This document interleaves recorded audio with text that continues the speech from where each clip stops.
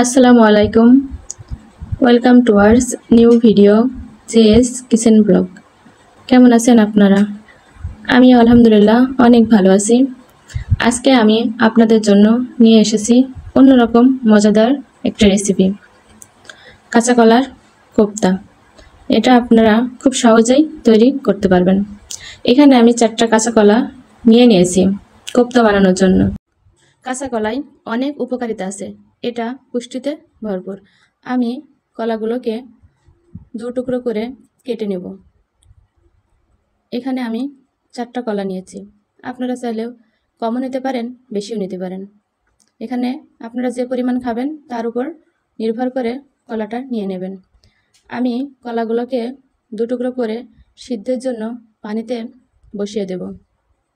প্যানে আমি পানি গরমের জন্য বসিয়ে দিয়েছি। এই পানির মধ্যে আমি অল্প পরিমাণে হলুদের গুঁড়া দিয়ে দেব। এই হলুদের গুঁড়াটা দিলে কলার যে কষ থাকে ওই কষের কারণে কলাটা কখনো কালো হবে না, কলাটা দেখতে সাদা ধবধবেই থেকে যাবে। আমি ঢাকনা দিয়ে ঢেকে দিব। আমার কলাগুলো কিন্তু সিদ্ধ হয়ে গেছে। এখানে কলার কষের কারণে কলার খোসা এবং পানি কালো হয়ে গেছে। এবার আমি গোটা জিরা পেস্ট করে নেব এবং তার সাথে সাথে আমি মসুরের ডাউল রেখেছিলাম ভিজিয়ে, সেটা এবং কাঁচামরিচ পেস্ট করব।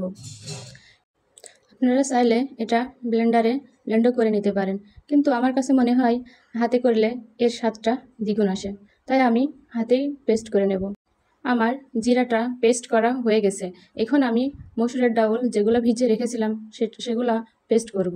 তারপরে আমি কয়েক টুকরো রসুনও নিয়ে নিয়েছি পেস্ট করার জন্য এবং কয়েকটা কাঁচামরিচ। এখন আমি সিদ্ধ করা কলাগুলোকে ভালো করে ছিলে নেব। আপনারা এখানে দেখতে পাচ্ছেন কলাগুলো কিন্তু সাদা ধবধবে আছে, একটুকুও কালো হয়নি। আমি যদি হলুদটা না দিতাম তাহলে কলাগুলো অনেক কালো দেখাতো। এই জন্য আপনারা সিদ্ধ করার সময় অল্প পরিমাণের হলুদ দিয়ে দেবেন। আমি কলাগুলোকে এখন ভালো করে ভর্তা করে নেব। আমার ভর্তাও হয়ে গেছে। এখন আমি সামান্য পরিমাণ লবণ, হলুদের গুঁড়া এবং মরিচের গুঁড়া, সাথে ধনিয়ার গুঁড়া অ্যাড করে এটাকে আমি ভালো করে ভর্তা করব। তার সাথে আরও দিয়ে দিচ্ছি মরিচ ও রসুনের পেস্ট, জিরা পেস্ট এবং মসুরের ডাউলের পেস্ট। এগুলোকে আমি ভালো করে ভর্তা করে নেব। ভর্তা করা হয়ে গেলে এর মধ্যে সামান্য পরিমাণ বা 1 কাপ পরিমাণ আপনি বেসন অ্যাড করে দেবেন। তার সাথে দিয়ে দিচ্ছে সামান্য পরিমাণ তেল। আপনারা চাইলে ময়দা বা আটাও অ্যাড করতে পারেন। এখন আমি কোপ্তা বানানোর জন্য গোল গোল করে কোপ্তার সাইজ করে নেব। আমার সবগুলো গোল গোল করে নেওয়া হয়ে গেছে। এখন আমি এগুলা গরম তেলে ভাজি করব। এদিকে আমি প্যানে তেল গরম বসিয়ে দিচ্ছি। তেলটা আমার গরম হয়ে গেলে আমি ভাজিগুলো বসিয়ে দেব। কোপ্তাগুলো কিন্তু আমি নর্মাল হিটে ভাজি করে নেব। এটা বেশি হিটে ভাজি করলে ভিতরে সিদ্ধ হবে না। আপনারাও নর্মাল হিটে ভাজি করবেন এবং খেতেও খুবই দুর্দান্ত লাগবে। আমি এপাশ ওপাশ দুপাশ করে নর্মাল হিটে এগুলো ভালো করে ভাজি করে নেব। আমার এক সাইড ভাজি করা হয়ে গেছে। এখন আমি অপর সাইড ভাজি করার জন্য দিয়ে দিচ্ছি। এগুলা গরম তেল অনেক ফুলে উঠেছে, দেখতেও কিন্তু খুবই দারুণ লাগছে এবং অনেক সুস্বাদু একটা স্মেল বের হয়েছে। আপনারাও নর্মাল হিটে এটা এপাশ ওপাশ করে ভালো করে ভাজি করে নেবেন, যাতে ভিতরটাও খুব সুন্দরভাবে সিদ্ধ হয়ে যায়। আমার কোপ্তাগুলো কিন্তু মুচমুচে এবং ব্রাউন কালারের ভাজি হয়ে গেছে।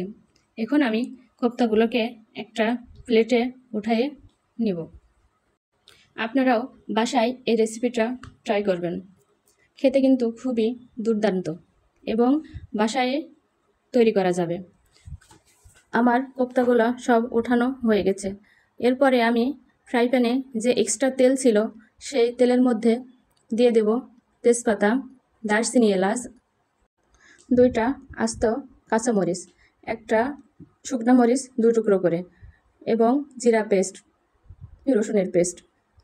এর সাথে কিছু গোটা জিরাও অ্যাড করে দেব। গোটা জিরা দিলে অন্যরকম একটা ফ্লেভার আসে এবং খেতেও অনেক দুর্দান্ত লাগে। এখন আমি পরিমাণ মতো লবণ, হলুদের গুঁড়া, ধনিয়া গুঁড়া আর সাথে দিব মরিচের গুঁড়া মশলাগুলোকে আমি ভালো করে কষিয়ে নেব। মশলাগুলো কিন্তু অনেক সুন্দর একটা কালার এসেছে। তার সাথে আমি 2 টেবিল চামচ সস দিয়ে দেব। এখানে আপনারা চাইলে টমেটো পেস্ট করেও ব্যবহার করতে পারেন। আমি বাজার থেকে কেনা সসই ব্যবহার করেছি।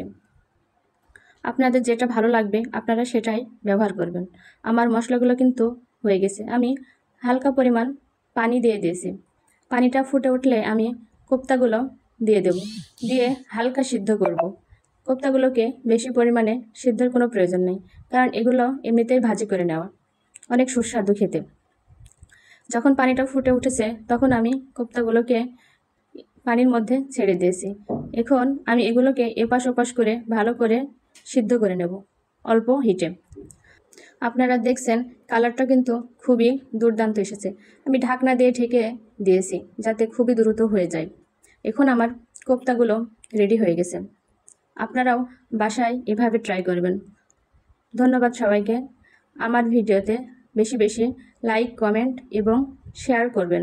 আপনারা যারা নতুন আমার ভিডিও দেখছেন তারা আমার চ্যানেলটি সাবস্ক্রাইব করবেন এবং একবার হলেও ঘুরে আসবেন। আল্লাহ হাফেজ।